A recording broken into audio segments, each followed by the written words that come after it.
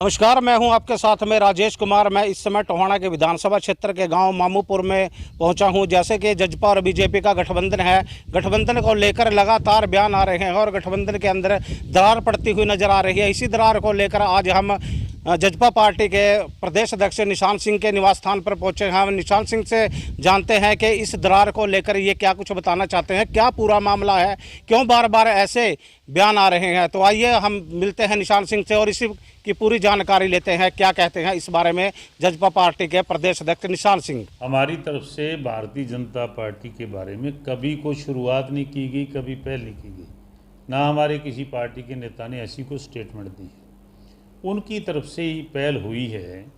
उनके प्रभारी विप्लव देव जी, पूर्व मुख्यमंत्री त्रिपुरा, उनकी तरफ से बात आई कि उचाना से तो मेरी दीदी अगली बार आप जिताओगे।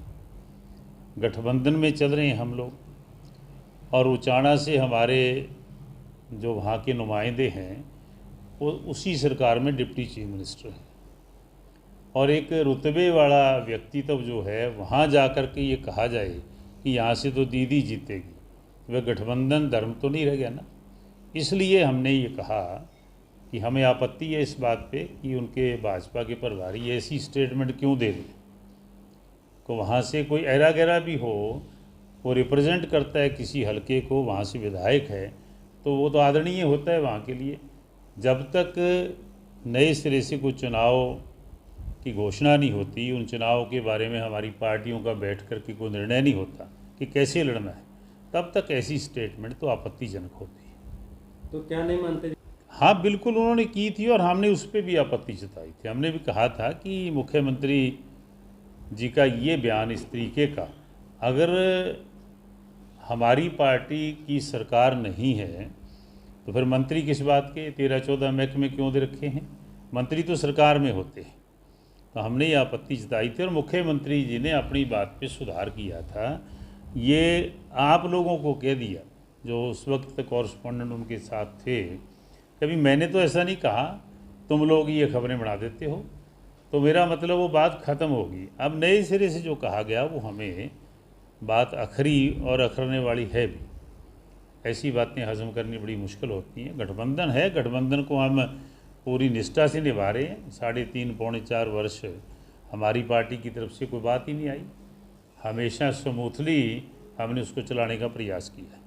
2024 में लोकसभा चुनाव भी होंगे, विधानसभा चुनाव भी होंगे। जजपा किस तरह तैयारियां कर रही है? गठबंधन को लेकर चुनाव लड़ेगी या कैसे चुनाव लड़ेगी? देखिए, हर पार्टी अपने आप को और मजबूत करने का प्रयास करती है और वो मजबूती लोगों में जा कर के मिलती है, लोगों से मिल कर के मिलती है, लोगों को काम करके मिलती है।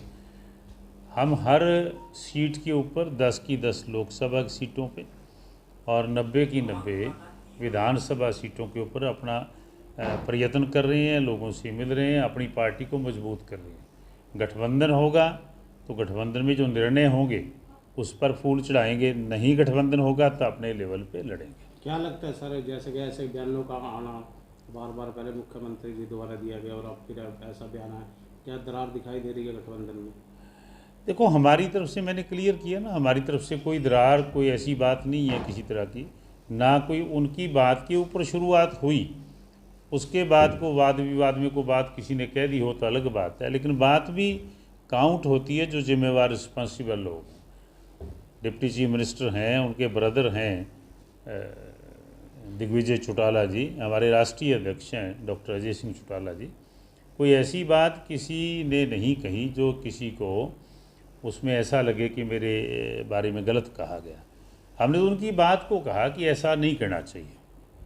तो शाहबाद में जैसे लाठीचार्ज हुआ जी, तो जेजेपी के एक विधायक ने चेयरमैन पद से इस्तीफा देने की भी बात कही, तो उसमें काफ़ी रोष जताया उन्होंने कि ऐसा नहीं होना चाहिए। नहीं, वो ठीक है, उनको इस बात का रोष है, हमें भी रोष है। हम किसान पहले हैं, पॉलिटिकल बाद में है। किसान, हमने तो कहा है कि सरकार जो मिनिमम सपोर्ट प्राइस है सूरजमुखी की, सनफ्लावर की, वो किसान को दे। जो मिनिमम सपोर्ट प्राइस की घोषणा की हुई है प्राइस कमीशन ऑफ इंडिया ने, वो तो किसान को मिलना चाहिए। अगर उसको भावांतर योजना के तहत ले आओ, को 1000-1500 रुपये प्रति क्विंटल के हिसाब से किसान को नुकसान हो तो उसकी भरपाई कौन करेगा? तो हम तो यही निवेदन करेंगे सरकार को कि किसान की बात को सुना जाए और उसको पूरा भाव देने का प्रयास तो निशान सिंह जी जैसे प्रभारी ने ये बयान कोई किसी से बात नहीं हुई, वो तो उनको पता होगा उनकी क्या बात है, किस बात के तहत उन्होंने किया ऐसा बयान दिया है। हमारी किसी से कोई बात नहीं हुई। अगर आपकी देखिए, ऐसा स्वाभाविक है, होता रहता है। गठबंधन की सरकारें जहाँ होती हैं वहाँ पॉलिटिकल पार्टियों में थोड़ी बहुत मेरतेर हो जाती है, लेकिन हमारे सभी विधायक मजबूती से साथ खड़े हैं और हम लोग भी गठबंधन धर्म के मामले में पूरी निष्ठा से उनका कंधे से कंधा मिला करके साथ चल रहे हैं। तो आगे अगर देखिए, ऐसी कोई आपत्तिजनक वो बात तो सहन नहीं होती, अपमानजनक बात कभी सहन नहीं की जाती। गठबंधन धर्म अलग है, लेकिन मान सम्मान को कहीं ठेस पहुँचे तो मेरा ख्याल है कि वहाँ समझौते करने बहुत मुश्किल हो जाते हैं। तो मैं तो यही समझूंगा कि आने वाले समय में गठबंधन धर्म निभाने का प्रयास करेंगे साथी लोग। आप जनता कि भाई हम तो वो लोग हैं, उस पार्टी के लोग हैं जिस पार्टी के मुखिया ने कभी जननायक चौधरी देवीलाल जी ने पेंशन की बात कही थी और कही नहीं, उसको पूरा भी किया। 100 रुपये से शुरू हुई और आज देखो कहाँ पहुँच गई, 2750 पे। तो ये उनकी शुरुआत की, हम उसी पार्टी के उन्हीं की नीतियों के लोग हैं। हमने तो ये घोषणा भी की थी 5100 रुपये देंगे अगर हमारी सरकार बनेगी। हमारी पूर्णतः सरकार मेजॉरिटी हमें नहीं मिली, सरकार नहीं बनी, फिर भी हमने भारतीय जनता पार्टी के साथ मिनिमम जो कॉमन प्रोग्राम था उसमें चर्चा की हुई है उनके साथ। तो हमारा तो प्रयास रहेगा कि हम इसको बढ़ाने का काम करें। और उसके साथ साथ जो पेंशन होल्डर है, वो ऐसे बुज़ुर्ग भी हैं जिन बुज़ुर्गों को चारपाई से उठ के जा नहीं सकते पेंशन लेने के लिए, वो ज़्यादा ज़रूरत होती है उनको पेंशन की। तो मैं समझता हूँ कि उनके घर तक पेंशन पहुँचे, बुज़ुर्गों को हर महीने पेंशन मिले, इसका भी प्रयास सरकार को करना चाहिए।